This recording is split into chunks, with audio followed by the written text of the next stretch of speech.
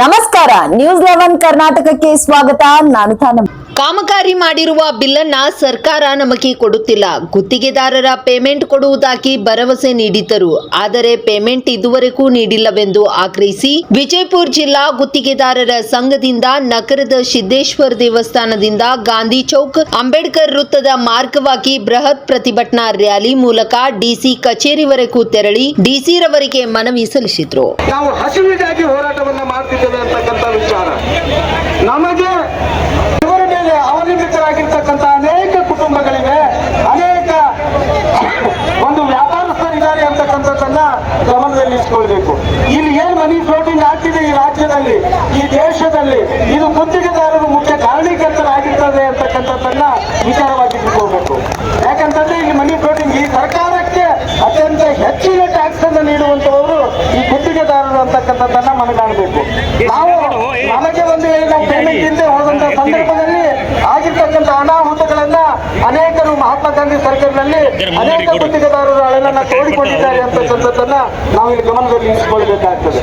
ಒಂದು ಹಿಂದೆ ಬಂದಿರ್ತಕ್ಕಂಥವ್ರು ಬೀದಿಗೆ ಬಂದಿದ್ದಾರೆ ಅಂತಂದ್ರೆ ನಾವು ಕೂಡ ಬೀದಿಗೆ ಬಂದಿದ್ದೇವೆ ಅಂತಕ್ಕಂಥ ವಿಚಾರ ಇಲ್ಲಿ ಗಹನವಾಗಿದೆ ಅಂತಕ್ಕಂಥ ವಿಚಾರವನ್ನು ಇಲ್ಲಿ ಹೇಳಿಕೆ ಇಚ್ಛೆ ಪಡ್ತಾ ಇದ್ದೀನಿ. ಇವತ್ತು ನಮಗೆ ಆಗಿರ್ತಕ್ಕಂಥ ಸಂದರ್ಭ ಅನೇಕ ಅನ್ಯಾಯಗಳು ಸಾಕಷ್ಟು ಇದ್ದರೂ ಕೂಡ ಅವುಗಳನ್ನೆಲ್ಲ ಆಮೇಲೆ ವಿಚಾರ ಮಾಡಿಕೊಳ್ಳೋಣ. ಈಗಿರ್ತಕ್ಕಂಥ ಹೋರಾಟದ ಗುರಿ ಒಂದೇ, ನಮಗೆ ಪೇಮೆಂಟ್ ಬೇಕು ಅಂತಕ್ಕಂಥದ್ದು, ನಮಗೆ ಪೇಮೆಂಟ್ ಬೇಕೇ ಬೇಕು ಅಂತಕ್ಕಂಥದ್ದು. ಇದಕ್ಕೆ ನಾನು ಜಿಲ್ಲೆಯ ಎಲ್ಲ ರಾಜಕಾರಣಿಗಳಿಗೆ, ಎಲ್ಲ ಶಾಸಕರುಗಳಿಗೆ ಪಕ್ಷಾತೀತವಾಗಿ ವಿನಂತಿಯನ್ನ ಮಾಡ್ಕೊಳ್ತಾ ಇದ್ದೀವಿ. ನಾವು ಆ ಶಾಸಕರು ಈ ಶಾಸಕರು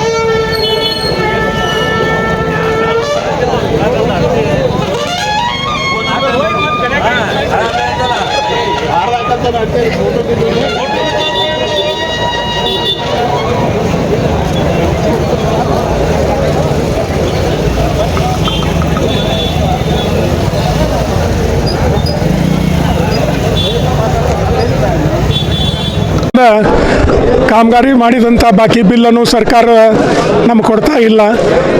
ಮೊನ್ನೆ ತಾನೇ ನಮ್ಮ ರಾಜ್ಯ ಗುತ್ತಿಗೆದಾರ ಸಂಘವು ಎಲ್ಲ ಇಲಾಖೆಗೆ ಪತ್ರ ಬರೆದು ಒಂದು ಗಡುವು ಕೊಟ್ಟಿದ್ದರು. ಅದಕ್ಕೆ ಕೆಲವೊಂದು ಗುತ್ತಿಗೆದಾರಿಗೆ ಕರೆದು ಪೇಮೆಂಟ್ ಕೊಡ್ತೀನಿ ಅಂತ ಭರವಸೆ ಕೊಟ್ಟಿದ್ರು, ಆದರೂ ಭರವಸೆ ಈಡೇರಿಲ್ಲ.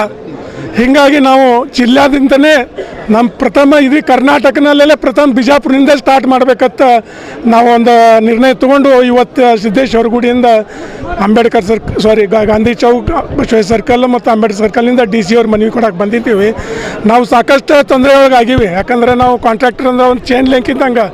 ಇವತ್ತು ನಾವು ನಮ್ಮಿಂದ ಕಾರ್ಮಿಕರು ಇರ್ತಾರೆ, ಅವರಿಂದ ಪೇಮೆಂಟ್ ನಾವು ಕೊಡಬೇಕಾಗ್ತದೆ. ಮತ್ತು ಅಂಗಡಿಕಾರರು ನೀವು ಸಿಮೆಂಟ್ ಇರಬೇಕು, ಕೆಬನ್ ಇರ್ಬೋದು, ಸ್ಟೀಲ್ ಎಲ್ಲ ಪೇಂಟ್, ಹಿಂಗಾಗಿ ನಾವು ಚೇಂಜ್ ಲಿಂಕ್ ನಮಗೆ ಪೇಮೆಂಟ್ ಆದರೆ ಅವ್ರಿಗೆ ಎಲ್ಲ ಕೆಲಸ ನಡೀತಾವೆ. ಸಾಕಷ್ಟು ಮಾರ್ಕೆಟ್ನಾಗ ಇವತ್ತೆಲ್ಲ ಅಂಗಡಿಗಳು ಮುಚ್ಚುವಂಥ ಪರಿಸ್ಥಿತಿ ಬಂದದ.